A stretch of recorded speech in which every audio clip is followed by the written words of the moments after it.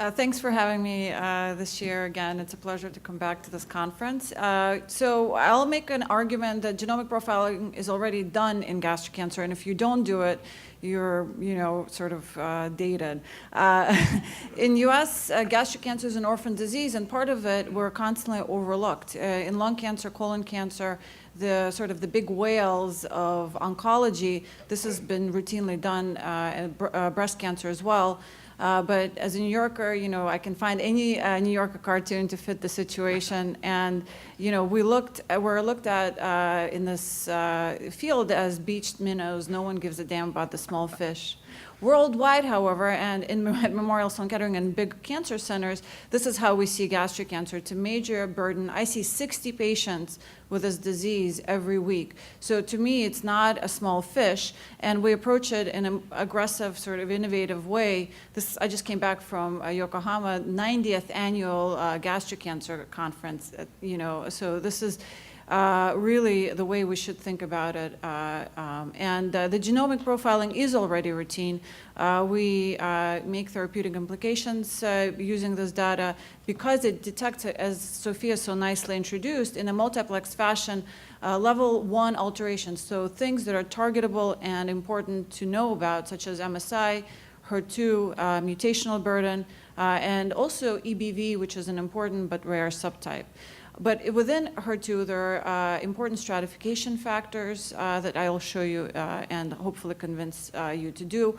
In addition, ctDNA circulating tumor DNA, free DNA, is a very useful tool in detecting minimal residual disease or treatment resistance, and is again now New York State approved.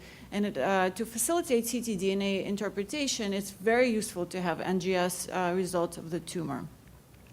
To focus your opinion and the thoughts, this is a woman we saw in clinic who had trouble swallowing. She was treated in the community for localized disease with a cross regimen. And although at baseline her tumor was localized and non-metastatic, while on therapy she developed metastatic disease that was biopsy proven. She was treated with chemotherapy and again quickly progressed, and at this point came to see me. This was in 2013, we treated her. So the genomic spectrum of esophagogastric cancer is been laid out by the TCGA. We know that it's 4 distinct subtypes. SYN is chromosomally unstable subtype, which is RTK-driven tumors. EBV, MSI are the very sort of provocative immunotherapy, targeted subtypes, and then genomically stable. SYN and genomically stable tumors do the worst, and in early stage tumors, MSI and EBV tumors, as you can see here, tend to do better. Well, what does this mean for our metastatic patient population? This is, the ivory tower of the TCGA. How do we apply it? And that's the purpose of the MSK-IMPACT platform, was to do the research and discovery, and based on some of the data that were already published, now MSK-IMPACT or any NGS platform is being built for esophagogastric disease. This is part of the patient's medical record. It's not some obscure test that's stuck somewhere in the back of the chart. We published the first 300 patients, but now we are up to 800 patients plus, including the somatic and germline data. And these are, unlike TCGA, younger patient population, as you can see here, all stage 4 disease. And majority of our tumors, higher percentage of our tumors, are SYN tumors, chromosomally unstable tumors, which give us a sense of what type of trials and therapeutics we need to bring to our hospital. So what's interesting is up to 50% of EG tumors have potentially targetable alterations, and within that is ERB2 and MSI. I didn't put EBV on this because at the time we didn't have a way to detect EBV on NGS, but now it is part of the IMPACT panel, and it's actually part of several NGS panels that are commercially available to be able to detect viral inserts. What's disappointing about our disease, though, is that it's not like in EGFR mutant lung cancer where it's one switch, one drug. A lot of our tumors have 3+ alterations that are difficult to target with just one therapy. What we found in the patients with immunotherapy-treated cancers, as you can imagine, most patients, this is a swimmer's plot, time on treatment. Most people progressed quickly, and the outlier responders were the patients with a higher mutational burden, MSI and EBV tumors. And I have 2 patients with EBV and MSI tumors that have been in this cohort and were cured with this disease. So importantly, though, we always talk about predictors of platinum resistance and response, and there's, we're doing a lot of work in collaboration with UCSF to try to develop a BRCA/NS signature for gastric cancer. But across this, we noted that PFS to FOLFOX is the shortest in patients with MSI-high tumors. These are patients who received first-line therapy, and if they were MSI-high, they progressed quickly on treatment. So similar data has been published since then by the MRC group. Lizzie Smith was a fellow in our group and now is practicing in London. And you can see here the adjuvant MAGIC study not reached in gray for the MSI patients who went straight to surgery. And in orange there is 9.6 months for patients that were MSI and had chemotherapy with ECX or ECF first and then went to surgery. Doing MSI testing, it may be important in locally advanced disease as well to spare them an unnecessary chemotherapy, as we don't know why they do worse, but epirubicin kills people from toxicity, and also you may be suppressing their immune system and preventing them from controlling the disease. So going back to our patient, so this is how she presented to me with a feeding tube in place and quite ill. And in 2013, we put her on immunotherapy on CheckMate 32 study. And she responded for 14 months. And then when she progressed, she developed a secondary alteration in beta-2M, which is a resistant mechanism that's been described in melanoma.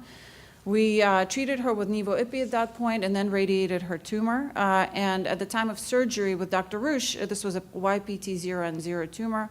And this is, I just saw her in clinic last week. She's now getting a master's in education.